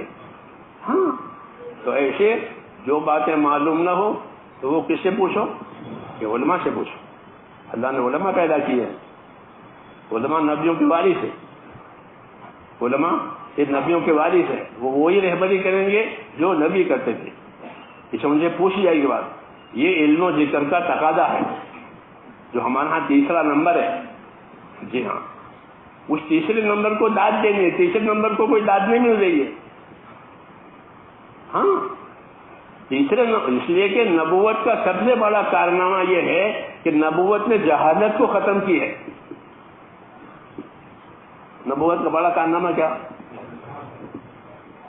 جہالت ختم ہو گئی۔ جاہلیت کا زمانہ تھا، پھر اسلام کا زمانہ ہو گیا، تو نبوت کا سب سے بڑا کارنامہ یہ ہے کہ جہالت ختم ہو جائے۔ ہاں یہ سب سے بڑا کام ہے دعوت کا، کہ دعوت کے ذریعے سے جہالت ختم۔ جس بات کو نہیں جانتے ہیں پوچھ لیں گے تاکہ جہالت میں نہ ہو جائے۔ ہاں علم و ذکر کا یہ تقاضا ہے کہ اپنی زندگی کو علم و ذکر پر لاؤ۔ پٹری یہ پٹری ہے جس پر ریل چلتی ہے، اس طرح زندگی علم و ذکر پر چلے گی، یعنی ہر کام کا حکم اور اس کا طریقہ، ہر کام کا حکم اور اس کا طریقہ، طریقے کو ذکر کہتے ہیں۔ طریقے سے بولا اس کا طریقہ، وہ ذکر ہے۔ جیسے وضو کرنے کا حکم ہے تو اس کے 4 فرائض مثال کے طور پر ہے۔ جی ہاں، ایک حکم ہے، پھر اس کا طریقہ۔ تو ہم کو نبی صلی اللہ علیہ وسلم نے حکم بھی پہنچائے اور اپنے طریقے سکھائے، حکم بھی پہنچائے اور جو اس کے طریقے تھے وہ سکھائے۔ آپ نے یہ طریقہ مجھ سے سیکھو، حکم تو اوپر سے آئے گا، اللہ کی طرف سے آئے گا، وضو کرو، نماز پڑھو، زکات دو۔ کتنی زکات دینی ہے؟ کس کو دینی ہے، یہ طریقہ کہاں سے ملے گا؟ یہ حضور صلی اللہ علیہ وسلم سے. یہ کلمے کا مطلب ہے کہ زندگی حکم والی، زندگی نبی کے طریقے والی، یہ علم و ذکر کا تقاضا ہے. اس میں بہت کمی ہے، اس میں بہت کمی ہے. ہاں، کہ زندگی کے ہر کام کو علم و ذکر پر لانا، کہ اس کا حکم معلوم کرنا، اس کا طریقہ جاننا ایک، پھر اس کی فضیلت معلوم ہونا کہ میں نے یہ حکم پورا کیا، یہ طریقے پر کیا تو مجھے اللہ کیا دیں گے. اس سے بنے گا یقین. کیا بنے گا؟ یقین بنے گا کہ اسلام نے دو ہی چیزیں بڑی ہیں، ایک یقین، ایک تقوی. دو چیزیں بڑی ہیں، ایک یقین اور ایک تقوی. یقین جو ہوگا وہ اطاعت پر لے جائے گا، اور تقوی ہوگا وہ گناہ سے بچائے گا. ہاں، یہ دو چیزیں ہیں. ہاں، وَلَوْ أَنَّ أَهْلَ الْقُرَىٰ آمَنُوا وَاتَّقَوْا لَفَتَحْنَا عَلَيْهِمْ بَرَكَاتٍ مِّنَ السَّمَاءِ وَالْأَرْضِ. کہ شہروں میں رہنے والے لوگ اپنی زندگی ایمان تقوی پر لے آئیں تو اللہ فرماتے ہیں ہم ان کو آسمان سے بھی برکتیں دیں گے، زمین سے بھی برکتیں دیں گے. تو زندگیوں کو ایمان یقین پر لانا، کہ اللہ کے وعدوں کا یقین، دین کے حق ہونے کا یقین، اس کی نافرمانی میں ناکامی کا یقین، یہ سب یقین ہے. زندگی اس یقین پر آوے، اور پھر اس یقین کو پورا کرنے کے لیے جو طریقہ دیا گیا ہے اس کا اتباع ہو جائے. کیا ہو جائے؟ اس کا اتباع. یہ علم و ذکر کی غایت ہے کہ علم و ذکر سے یہ مطلب ہے کہ جو حکم تمہیں دیا گیا ہے اس کی فضیلت بھی جانو، اس کا طریقہ بھی جانو، اور اس کو اپنے آپ کو اس کا پابند کرو. تو ہماری زندگیوں میرے دوستو دو ذمہ داریاں ہیں. ایک اللہ تعالیٰ کے دین کی نصرت کی جو ہو رہی ہے، کہ دین کی نصرت کر رہے ہیں، مدد کر رہے ہیں، جی ہاں، وقت دے رہے ہیں، مال دے رہے ہیں، تقاضے پورے ہو رہے ہیں، یہ نصرت کہلاتی ہے. یہ کیا کہلاتی ہے؟ یہ نصرت ہے. یہ بھی مطلوب ہے اور یہ ضروری ہے. دوسری چیز کہ دوسری چیز اپنی اپنی ذاتی زندگی میں استقامت آئے. ایک تو یہ ان سے اجتماعی ہے کہ بھائی جماعت بنے گی، مشورے سے بنا جگہ جائے گی، تو یہ تو اجتماعیت ہوئی. تو اجتماعیت ہے تو نصرت وجود میں آئے گی. پھر نصرت کے بعد کیا ذمہ داری ہے؟ کہ نصرت کے بعد یہ ذمہ داری ہے کہ ہمارا ہر ساتھی اپنی انفرادی زندگی میں استقامت کے ساتھ رہے، کہ فرائض ادا ہو جاویں، سنتوں کا اتباع ہو جاوے، اپنی زندگی کو آخرت و تقوی والی بنا کر چلے. حدیث شریف کی دعائیں ہیں، اللہم اکرمنی بالتقوی وجملنی بالعافیہ. اللہم اکرمنی بالتقوی، کہ یا اللہ مجھے میرا اکرام کر، مجھے تقوی دے کر، وجملنی بالعافیہ، اور میری زندگی میں خوبی پیدا کر، عافیت و آرام دے کر، کہ مجھے عافیت ہو، کوئی بلا نہ آوے. عافیت اللہ سے مانگی جائے. عافیت کا کیا مفہوم ہے؟ عافیت کا کیا مفہوم ہے؟ حدیثوں میں اللہ سے عافیت مانگو. اب عباس ابن عبد المطلب سے حضور نے فرمایا چلتا ہے کہ چلتا اللہ سے عافیت مانگو. پھر پوچھا کیا مانگو؟ کیا عافیت مانگو. عافیت ہے کیا چیز؟ عافیت یہ ہے کہ آدمی کسی دینی فتنے میں نہ پڑ جائے اور کسی مہلک بیماری کا شکار نہ ہو جائے. اس کو کہتے ہیں عافیت. کسی دینی فتنے میں نہ پڑے اور کسی مہلک مزی بیماری کا شکار نہ بنے. کتنی بڑی بات ہے کہ اللہ سے عافیت مانگو، ہاں، کہ کسی دینی فتنے میں نہ پڑے کہ دین برباد ہو جائے، اور کسی مزی بیماری میں پڑے کہ زندگی خراب ہو جائے. کہ اللہ تعالیٰ سے عافیت مانگو. جی ہاں، جی ہاں، یہ عافیت ہوگی تو سارے کام آسانی سے ہو جائیں گے. تو اللہ تعالیٰ سے عافیت بھی مانگنی ہے کیونکہ ہم کمزور ہیں، ہم لوگ کمزور ہیں، کہ اللہ سے عافیت مانگنی ہے. دوسری، اپنی اجتماعی زندگی میں جس طرح نصرت کر رہے ہیں، کام کے تقاضے پھوڑ رہے ہیں، ایسے اپنی انفرادی زندگی کو سنت کے مطابق بنانا ضروری ہے، کہ ہماری انفرادی زندگیاں اس سنت کے مطابق بنے. جی ہاں، حضور صلی اللہ علیہ وسلم کو اللہ نے نمونہ بنایا ہے، تو نمونہ کس چیز میں ہے؟ کہ اسی میں کہ ہماری زندگیاں سنت والی بنے. صحابہ کا جو شرف اور بزرگی ہے وہ سنت کی اتباع کی وجہ سے ہے کہ انہوں نے اپنے آپ کو حضور صلی اللہ علیہ وسلم کی سنتوں کا، آپ کے طریقوں کا پورا تابع کیا ہے. ایسا حضور نے ایسا ہی کیسے کریں گے. جی ہاں، وہ اصل ہے. اس لیے کہتے ہیں اتباع جو ہے وہ مذہب کی جان ہے. اتباع مذہب کی جان ہے کہ اتباع سے کوئی بری نہیں ہے. نبی بھی اتباع کا پابند ہے کہ نبی کس کی اتباع کرے گا؟ کہ نبی وحی کی اتباع کرے گا.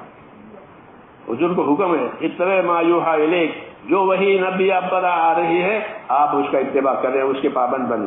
اور ہم کو حکم ہے کہ اپنے نبی کی سنتوں کی اتباع کرو. تو زندگیوں کو اتباع پر لانا ہے. ہاں، وہ اصل ہے. محنت کی غرض یہ ہے. جی ہاں، محنت کے لیے نہیں ہوتی، محنت کے پھل کے لیے ہوتی ہے. کوئی بھی محنت کے لیے نہیں ہوتی، بلکہ اس محنت سے کوئی مقصد ہوتا ہے. کھیتی کی محنت کے لیے کہ ہل چلایا کرو کھیت میں، ایسا ہے کہ نا ہل بھی چلاؤ، پھر وہ ہل سے جو بات پیدا وہ گھر لے جاؤ تو مالدار ہو جائیں گے. کھیت میں سے مال لے کر، ہاں ہماری کھیتیاں نہیں، ہمارے گھر مال بھر جاتا ہے. جی ہاں، کیونکہ کھیتی کا یہی مقصد ہے کہ کھیتی کی محنت کرو یعنی زمین سے مال لو. تجارت کی محنت کرو کہ تجارت سے مال لو. دین کی محنت کرو تو اس کا کیا مطلب ہے کہ زندگی کے لیے ہدایت لو اللہ سے، تاکہ زندگی ہدایت پر آوے، طریقے پر آوے، اتباع پر آوے. یہ اصل ہے. تو دیکھنا چاہیے کہ دن بھر میں کتنی سنتوں پر عمل کرتا ہوں. یہ آدمی ذاتی طور پر دیکھے ہی کہ صبح آنکھ کھلی ہے تو وہاں سے لے کر کے سونے تک کتنی سنتوں پر عمل کیا، یہ دیکھا پڑے. کوئی ٹوکے گا نہیں، کوئی پوچھے گا نہیں. یہ تو اپنے آپ کو زندگی بنانے کی بات ہے. جیسے ہر تاجر کاروبار کرتا ہے وہ اپنے لیے کرتا ہے. وہ دیکھتا ہے شام کو کیا کمایا، کتنی بکری ہوئی، کھوٹ ہوئی، نفع ہوا کیا. ایسے ہم بھی دیکھیں کہ ہماری زندگی میں کتنا دین آیا، کتنا سنتوں کا اتباع آیا، کتنا فرائض کا اہتمام ہوا، کتنا حرام سے بچنے کا اہتمام ہوا، نوافل کتنے ادا ہو رہے ہیں، فرائض کتنے ادا ہو رہے ہیں. کیونکہ اس کے لیے تو یہ کام ہے، پروگراموں کے لیے نہیں ہے. پروگرام بھی اسی لیے بنتے ہیں تاکہ آسانی ہو جائے. اس لیے میرے دوستو، ہر محنت کا اثر ہوتا ہے. اس محنت کا ہم پر اثر ہونا چاہیے. ایک تو آخرت کی فکر آئے، کیا آئے کہ اس محنت کرنے والوں میں اپنی آخرت بنانے کی فکر ہو. کیونکہ صحابہ یہی کہتے تھے کہ انما ہممنا الاخرہ، ہماری فکریں آخرت کی ہے. تو ایک تو ہماری فکروں میں آخرت آ گئے کہ مجھے اپنی آخرت بنانی ہے، میری آخرت نہ اجڑے. دوسرا کہ آخرت بنانے کے لیے حضور صلی اللہ علیہ وسلم کے طریقوں کو زندگی میں لانا ہے. اس کے بغیر آخرت نہیں بنے گی. اس کے بغیر آخرت نہیں بنے گی. ومن یبتغی غیر الاسلام دینا فلن یقبل منہ. تو اسلام کے سوا کوئی اور طریقہ لے کر آئے گا، اللہ کہتے ہیں ہم اس کو کبھی نہیں قبول کریں گے. اس لیے اپنے طریقوں کو صحیح کرنا ہے، یہ کام کی مقصد ہے. اور اپنی زندگی میں اس طریقوں کو صحیح کرتے ہوئے پھر دوسروں کی ہمدردی میں دعوت دینی ہے. کیا دینی ہے؟ ہمدردی میں دعوت دینی کہ ان کا بھی بھلا ہو جاوے، ان کا بھی بھلا ہو جاوے، ان کا بھی بھلا ہو جاوے. وہ ہماری مخالفت کریں لیکن ہم ان کی مخالفت نہ کریں، ہم ان کی ہمدردی کریں. یہ نبیوں کی سنت ہے کہ وہ مخالفت کریں گے اور یہ ہمدردی کریں گے. جی ہاں، تو یہ ہمارا طریقہ ہے. اسی سے اخلاق بنتے ہیں، اعمال بنتے ہیں، قربانیاں وجود میں آتی ہے، پھر دعائیں قبول ہوتی ہے. کیا ہوتی ہے؟ پھر دعاؤں میں قبولیت آتی ہے. ہاں، جب یہ چیز وجود میں آتی ہے پھر یہ دعا مانگیں گے تو اللہ کے راستے میں جان مال لگانے والوں کی دعائیں ایسی قبول ہوتی ہے جیسے نبیوں کی قبول ہوتی ہے. حدیثوں میں کہ اللہ کے راستے میں محنت کرنے والوں کو مت ستاؤ. حدیثوں میں کہ اللہ کے راستے کی محنت کرنے والوں کو مت ستاؤ، کہ ان کو ستانے سے اللہ ایسا ناراض ہوگا جیسے نبی کو ستانے سے ناراض ہوتا ہے، اور اللہ ان کی دعائیں ایسی قبول کرے گا جیسے نبی کی قبول کرتا ہے. حدیثوں میں ہے. تو یہ بڑا کام ہے. جی ہاں، بڑا کام ہے. اللہ تعالیٰ قبول فرماوے اور مزید توفیق عطا فرماوے. ہاں، کہ جو ہو رہا ہے اس پر شکر کرنا ہے. کیا کرنا ہے؟ شکر کرنا ہے کہ اللہ نے یہ کرایا. اور جو باقی ہے اس کی فکر کرنی ہے. جو باقی ہے فکر کرنی ہے. مولانا جی سمجھ کہ اگر ہمارا کام چلا تو 700 سال پہلے کا اسلام آئے گا. وہ اتنی امید رکھتے تھے. ہاں کیوں؟ کام میں اتنی طاقت ہے. کام میں اتنی طاقت ہے. اس لیے میرے دوستوں جو ہو رہا ہے اس پر شکر بھی کرنا ہے اور جو نہیں ہوا ہے اس کی فکر. جی ہاں اس کے لیے اخلاص بھی اور اس کے لیے اخلاص اور استقامت کہ اخلاص کے ساتھ کام کریں استقامت کے ساتھ کام کریں اور پھر راتوں میں اٹھ کر اللہ سے مانگے. یہ بہت ضروری ہے. اگرچہ شریعت نے ضروری نہیں کہا ہے لیکن ہماری حاجت کے لحاظ سے یہ راتوں کا جاگنا اور راتوں کا مانگنا بہت ضروری ہے. جی ہاں جن حالات سے ہم گزر رہے ہیں اس میں تو بہت ضروری ہے. راتوں کی دعائیں وہی ہمارا ہتھیار ہے, وہی ہماری حفاظت ہے. جی ہاں کہ اپنی دعاؤں سے حالات کو ٹھیک کراؤ. ایک تو اپنی محنت سے حالات ٹھیک کرانا وہ بھی ٹھیک ہے, پھر محنت کے ساتھ دعا, اس سے اللہ حالات ٹھیک کر دے گی. اور کوئی راستہ نہیں ہے. دیندار بننا اور اللہ سے مانگنا, دیندار بننا اور اللہ سے مانگنا, یہ راستہ ہے. سمجھ میں نہیں بات؟ تو اپنے آپ کو دیندار بھی بنانا ہے اور اللہ سے اپنی حاجتیں مانگنے, حالات کی درستگی مانگنے کہ اللہ امت کے حالات ٹھیک کر دے. جی ہاں تو کریں گے انشاءاللہ. اللہ تعالیٰ مجھے بھی توفیق دے.